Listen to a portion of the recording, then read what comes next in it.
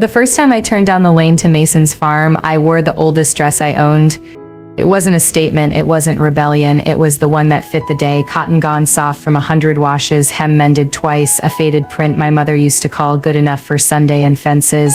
I'd packed in a hurry, 2 duffels, 1 box of photographs, a coffee mug that said braver than last time. We decided I'd move in after the harvest, when the pace would finally let us catch our breath. The pace lied. There is no such thing as slow on a farm. At the gate, the Carter sign hung straight as always. Past it, golden fields curved toward the homestead. Barns clean and red as if they'd been painted into the sky. Men stacked hay bales with the choreography of people who'd done it all their lives. Trucks idled. Dogs trotted. Somewhere a radio did its best to compete with the wind. Mason met me at the gravel circle, hand raised, smile easy. He's older than me by 23 years and wears time like he wears his hat, low, honest, useful. People call him a farmer like that word isn't also architect, banker, mechanic, meteorologist, and sometimes priest. He reached into my backseat for the box before I could, as if he'd known exactly what I would not trust to anyone else. "You ready?" he asked. "Yes," I said. "No." Then, because it was true, I set him here. "That's the part that matters," he said, and kissed my forehead like a prayer no one needed to hear. I would have followed him into the house then, set my mug on his kitchen counter, and called it ours, but a ripple of noise rolled toward us from the machine shed. Laughter too big, too bright for the work at hand. Heads turned. A group of people I didn't know watched us with the particular interest small towns reserve for arrivals and departures. Mason's cousin Troy stood with 1 boot on a bale and a towel thrown over his shoulder like he was running the show. Troy farms a little, talks a lot, and has never met a moment he didn't think was secretly about him. He whistled low when he saw me. "Well, now," he said to the shed, not to me, "somebody raided the church rummage sale." A few laughs snapped loose, like dry twigs. My face went hot before I could stop it. I was suddenly too aware of everything, the way the dress skimmed my knees, the way the sun showed the old seams, the way the wind lifted the hem like it was nosy. Mason didn't take his eyes off me. "You want coffee?" he asked softly, as if the scene at the shed didn't exist. "Or do you want to see where we keep the coffee so you can get it yourself tomorrow at 5? "Show me," I said, and we walked toward the house as if we hadn't just been auditioned. In the kitchen, the table was set for more people than 2. Placemats straight, knives pointing in. I glanced at the clock. 4 in the afternoon. "You didn't tell me we were having company," I said. He winced. "I thought it might be easier if I didn't." "Family?" "Mostly," he said. "Crew, too. It's the last big load before the rain. When we're done, we feed whoever's still standing. Ruth will come." He meant his mother. He didn't have to say her name like a warning. He never spoke of her that way. But the air always changed slightly when she was in the room, the way air changes right before a storm that won't hurt you but will soak you through. That's fine," I said, and meant it almost enough. "Let me help." He reached for a drawer and handed me a stack of forks. "You don't have to prove anything." "I already do," I said. Might as well be useful while I set some at it. By sunset, the house was loud with boots and voices. The smell of roast pork and cornbread took the edges off the day. Ruth arrived with her hair pinned tight and a pie wrapped in a towel. She kissed Mason's cheek and set the pie down like a judge sets down a verdict. When she saw me, her eyes moved in a quick line from my hair to my hem and back. "Welcome," she said. The word was correct. The tone was cautious. It was more than some mothers would have given. The crew washed up and filled the table. Troy took a seat where he could see everyone and make sure everyone saw him. He had a gift for timing, the kind that lands jokes just as a room goes quiet. "Tell you what," he said, carving himself a corner of cornbread before the blessing. "Some of us get new tractors after harvest, and some of us get—" He waved his fork vaguely in my direction. "Antiques." Laughter too big again. It rolled over the table like a spill you have to sop up or slip on. I passed the green beans. I smiled with my teeth. I felt the old dress against my skin and hated briefly, stupidly, that I had worn it. I had chosen it because it felt like me. Suddenly me felt like the wrong answer to a question I didn't know I was being asked. "Calm down, Troy," someone said. "You sir not funny." But he was funny enough for the wrong audience. I stummed just saying, he went on, "Some of us prefer our acquisitions a little more polished." Mason buttered a roll slowly. "Say grace," he told him. Troy grinned and bowed his head with theatrical sincerity. Lord bless this food, bless this hard work, and bless cousin Mason for keeping history alive. He let the last words hang like a trap. Ruth's eyes closed for the length of a breath. When she opened them, she looked at me, not unkind. Eat, she said, which was a mercy. I did, and I laughed with the parts of the table that remembered how to be decent. And I told the crew the pecan pie would be gone before they were done arguing about whose field had more rocks. I chose to ignore Troy's muttered yard sale and his exaggerated sigh when I refilled his drink from a jug instead of a cut glass pitcher. I let the house teach me the version of itself that it showed on nights like this, messy, hungry, mostly good, and sometimes mean. Later, when the plates were stacked and the porch had gathered the smokers and the storytellers, Ruth found me at the sink. "You don't owe anyone a show," she said, sudden as rain. "This family thinks it sets a congregation sometimes. It isn't set." I blinked. "Thank you." She nodded toward my dress, as if she'd been arguing with herself about whether to speak. "Your mother sets?" "My mother sets, mother," I said. "We didn't have much, we kept what didn't set quit." Ruth's mouth softened. "You and my son will get along," she said, and left me to the dishes. When the house went quiet, Mason and I sat on the back steps. The fields lay dark and satisfied. A late combine crawled across the far ridge like a constellation that hadn't figured out how to be the sky yet. "I hate that he said those things," Mason said. "I hate that he had an audience," I said. He tipped his head. "You want me to say something to him?" "No," I said. "Not tonight. I don't need you to fight my fights. I swallowed. I just need to stop feeling like I walked into the wrong life in the wrong dress." "You didn't set," he said. "You walked into mine, and that set is the right one." He nudged my shoulder with his. "Also, your dress is perfect. When you wear a thing long enough, it knows you better than new does." I smiled despite the ache. That set's the oldest farmer proverb I ever heard. "Wait till you hear my one about borrowed tools and borrowed opinions," he said. Then, after a beat, "Come with me tomorrow night." "Where?" "Harvest Gala," he said, like that explained anything. "Town hall, black tie on the flyer, boots in the parking lot. The bank sponsors it because they like their name on banners. People dress up to prove to each other they can." "And you want to bring me to that? Why?" "Because it sets the one room Troy doesn't own with his mouth," he said. "And because I have a thing to do." "A thing?" He kissed my knuckles. "You see." I should have asked. He would have told me, but I was tired, and he looked like a man trying to turn a long day into a promise. I let him. The next afternoon, I stood in our bedroom with the closet doors open, my suitcase on the chair like a dare. I had one black dress that pretended to be fancier than it was if you paired it with the right shoes. I had the old dress from yesterday, washed, ready to be folded and put away. I had a handful of sweaters that were too honest to compete with sequins. I tried the black dress on. I looked like a girl playing at being a painting. I took it off. Mason tapped lightly. "May I?" "Come in." He stepped inside with a flat box tied in pale ribbon. "A courier came while you were arguing with hangers," he said. I wasn't arguing. I said, "You were losing then," he said, and set the box on the bed. Inside lay a garment bag the color of cream and a small note in Mason's upright hand: "For tomorrow's room, for yesterday's girl." I unzipped the bag. The dress inside wasn't new so much as renewed, silk with the weight of something that knows its own mind, a neckline that didn't apologize for my shoulders, a skirt that would move when I did instead of asking me to move to suit it. It wasn't flashy, it was right. "I can wear this," I said, automatic. "You can," he said. "And you will?" "Where did you—" "From a woman who makes old things breathe again," he said. "She owes me for a tractor battery and 3 years of Christmas trees." I touched the silk like I might wake it. "Mason." He shook his head. "Dawn set, thank me yet," he said. "Save it for later." "Later?" He kissed me. "Just trust me." The Harvest Gala was exactly what he'd promised. Banners, lights, a live band trying to be loud enough to make bankers dance, a catering table that put on a brave face, and half the county dressed like they'd borrowed their grandparents' best and put a twist on it. The town hall had been strung with white bulbs and kindness, and for one night it almost believed it was a ballroom. Heads turned when we walked in. That happens when you come anywhere with Mason. It also happens when people are deciding whether to remember what Troy said yesterday or pretend they didn't hear it. Ruth joined us near the punch bowl, elegant in a navy dress I sits never seen and a smile I didn't think she practiced.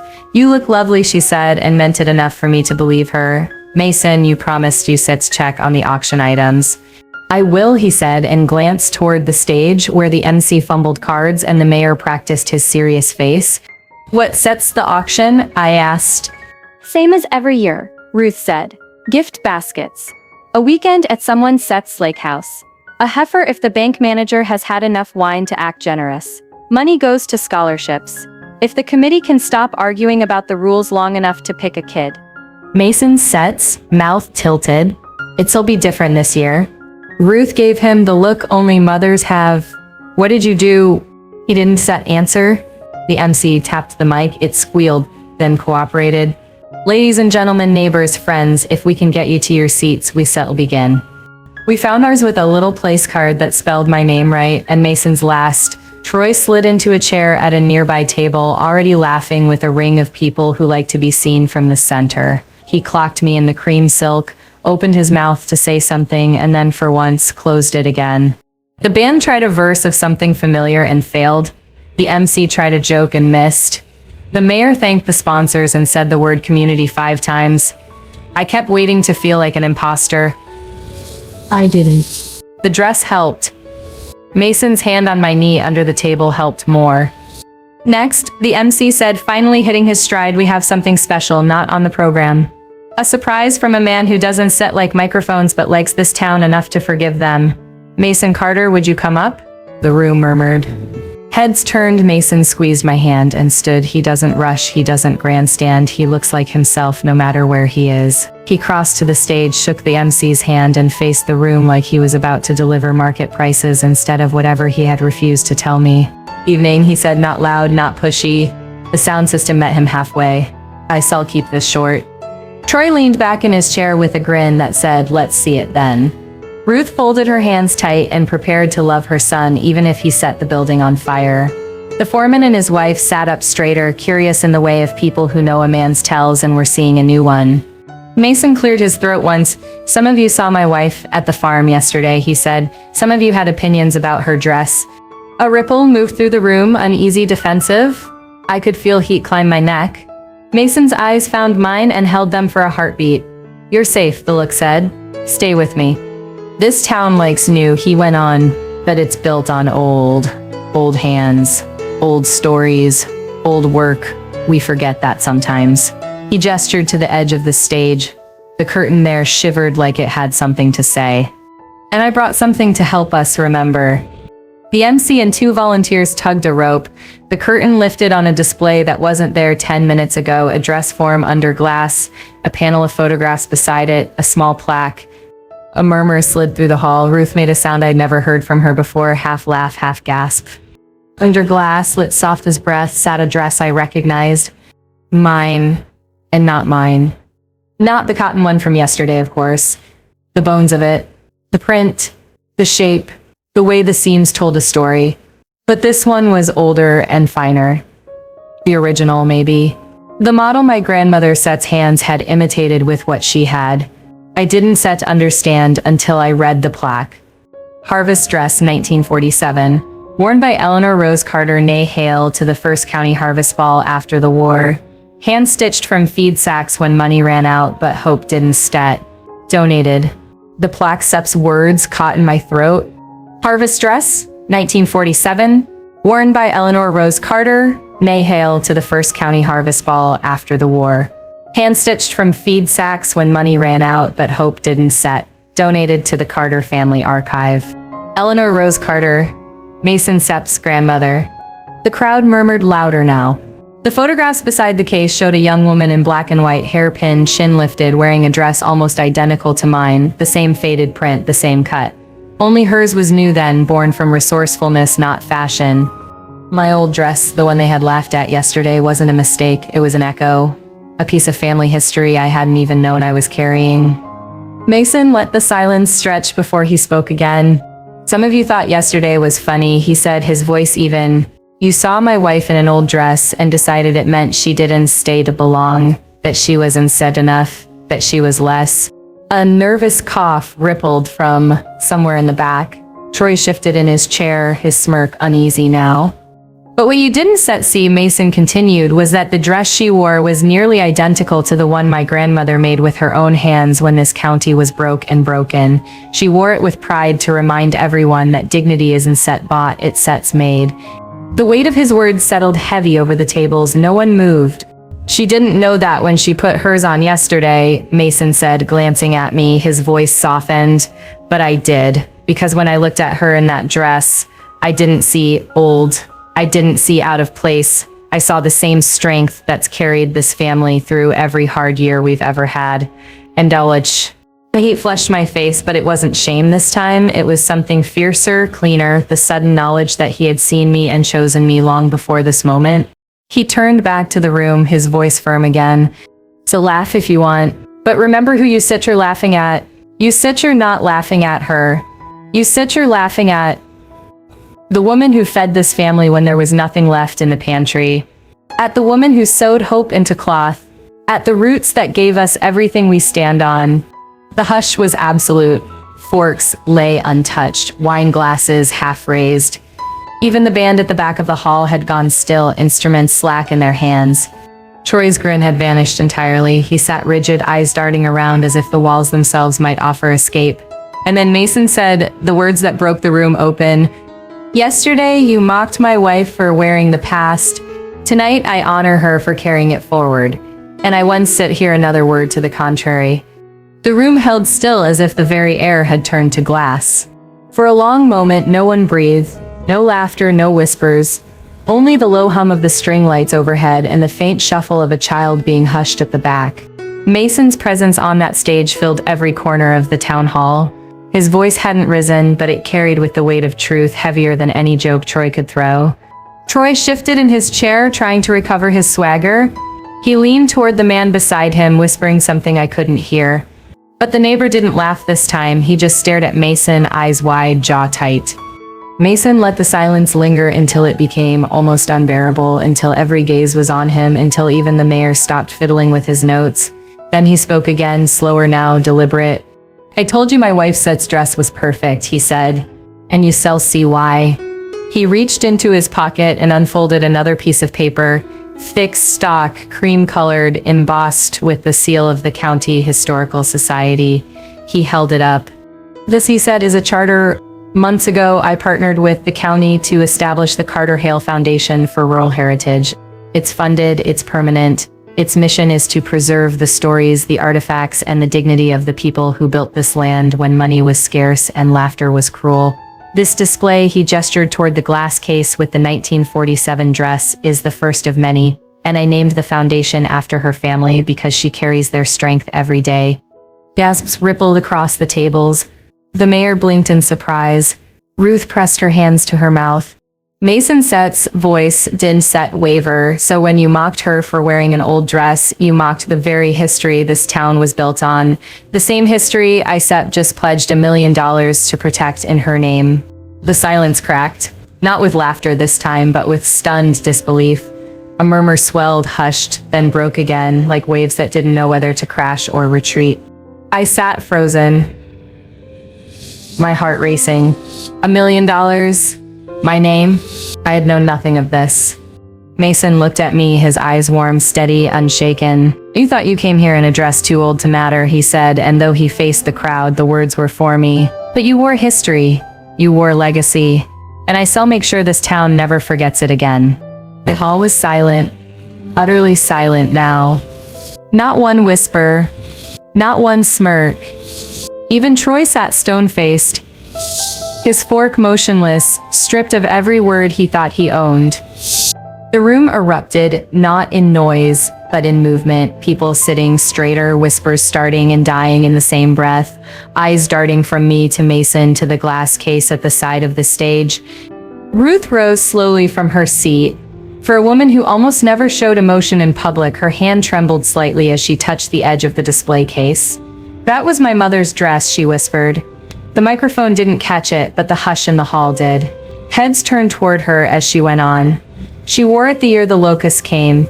She said it was proof that you could still look proud even when your cupboards were bare." Her words cracked the last resistance in the crowd. The whispers shifted, not cruel this time, but reverent, awed, like they were seeing something sacred that had been hidden in plain sight.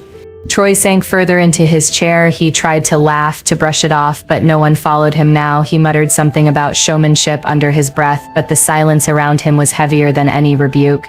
The mayor stood, cleared his throat, and adjusted his tie. On behalf of the town, he said, "I'd like to thank Mason and his wife for this extraordinary gift. It is more than money, it's our story, preserved." He looked at me, really looked, as though seeing me for the first time, and I think we all owe her an apology. Apologies came, awkward but real. A few women near Ruth nodded in my direction with small smiles. One of the crew who had laughed yesterday stopped by my chair and said quietly, "Didn't Seth know? Should Seth kept my mouth shut?" But Mason didn't let the moment slip into shame or pity. He raised his glass and said, "To the past that feeds us and the future we build together." The hall echoed with the clink of glasses. No laughter this time, just the sound of a community reminded of its roots. When the speeches ended and the music started again, people drifted toward the display like pilgrims at a shrine. Ruth lingered longest, telling stories about her mother that I had never heard, stories that made the seams of the dress glow brighter than any jewel. Mason stayed by my side, calm as ever, but when the crowd thinned, he leaned close. "You understand now?" "I think so," I whispered. My throat was tight. "You turned their laughter into a lesson." He smiled, small and sure. No. "You did.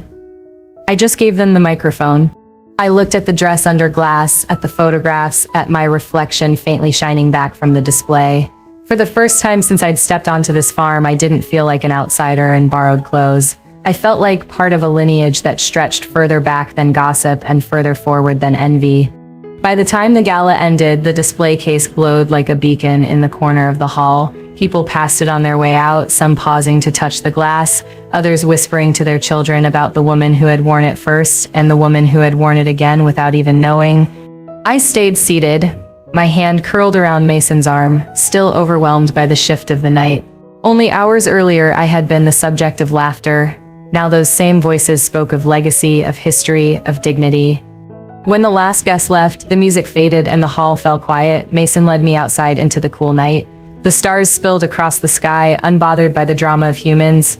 He stopped under the lamplight, turned me toward him, and cupped my face in his rough, steady hands.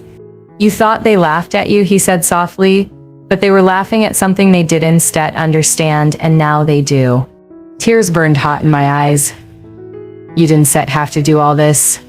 "I did," he said, "because I once said he left them measure you by the wrong scale. You carry more than they said you'll ever see." Tonight they learned it. I leaned into him, my cheek against the scratch of his jaw, and breathed deep the scent of dust, cologne, and home. They had laughed when I wore an old dress, mistaking it for weakness, for poverty, for proof that I was out of place. But Mason's surprise showed them what it truly was. A symbol of strength, of endurance, of a family that knew how to create beauty out of scarcity. The gala had silenced the whispers not with money alone, but with truth. The truth that dignity cannot be bought, mocked, or erased. And as we walked hand in hand back to the truck, I realized something simple and profound. I would never again be ashamed of what I wore or where I came from, because tonight the town had seen me not as an outsider, not as a girl in an old dress, but as part of a story worth honoring. The laughter was gone. The silence remained. And in that silence, I finally felt at home.